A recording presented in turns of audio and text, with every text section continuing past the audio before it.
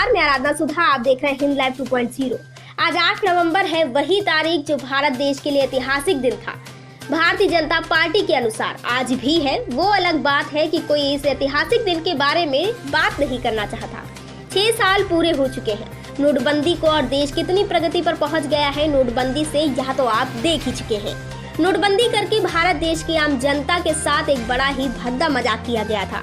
प्रधानमंत्री जी के द्वारा यह कहते हुए कि नोटबंदी का इरादा सिर्फ और सिर्फ विदेश में जमा काले धन को वापस लाना और भ्रष्टाचार को खत्म करना है। लेकिन इसका नतीजा क्या निकला? बैंकों के बाहर लोगों की लंबी लंबी लाइनें और 2 करोड़ से भी ज्यादा व्यापारियों के कारोबार की बर्बादी, अर्थव्यवस्था की टूटी हुई कमर और सार्वजनिक उपक्रमों को कॉरपोरेट के हाथों देना, ये सभी परिणाम उस ऐतिहासिक फैसले के बाद के हैं।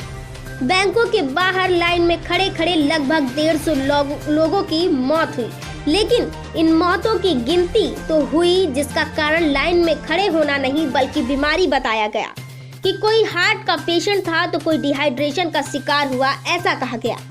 फिर एक बार इस वीडियो को भी देखिए जिसमें 50 दिन का वक्त मांगा गया था माननीय प्रधानमंत्री जी के द्वारा। उनकी मुसीबत समझता हूं, लेकिन ये कष्ट सिर्फ 50 दिन के लिए है। 50 दिन के बाद हम सफाई में सफल हो गए। और एक बार सफाई हो जाती है ना तो छोटा मोटा मच्छर भी नहीं आता है मेरे प्यारे, है ना, छोटा मोटा मच्छर भी नहीं। लेकिन आज 2000 दिनों से भी अधिक दिन बीत चुके हैं पर नोटबंदी का जिक्र दोबारा कहीं नहीं हुआ, ना कोई सवाल और ना कोई जवाब।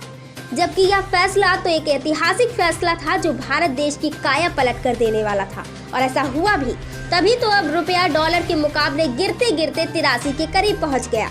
इस फैसले के बाद भारत की अर्थव्यवस्था को संभालने के नाम पर लिए गए फैसलों ने एक के बाद एक भारत देश को कहां लाकर खड़ा कर दिया। यह सोचनीय है कि आखिर भारत की इकोनॉमी 5वें पायदान पर पहुंची तो पर कैसे, यह नहीं बताया, और न ये कि 5वें नंबर की इकोनॉमी तक पहुंचते पहुंचते देश के पास बचा क्या, कॉरपोरेट के पास क्या है और कैसे कॉरपोरेट का नेटवर्थ लगातार आसमान छूते गया।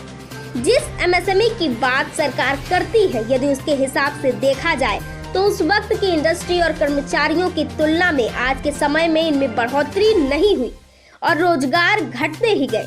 जबकि इंटरप्राइजेस के मुताबिक सरकारी आंकड़े कहते हैं कि हमने ज्यादा इंडस्ट्रीज खोली, लेकिन यह कैसे हो सकता है जब रोजगार लगातार घटते जा रहे हों।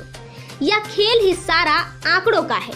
जिस वक्त नोटबंदी हुई उस वक्त अरविंद सुब्रमण्यम सरकार के आर्थिक सलाहकार हुआ करते थे।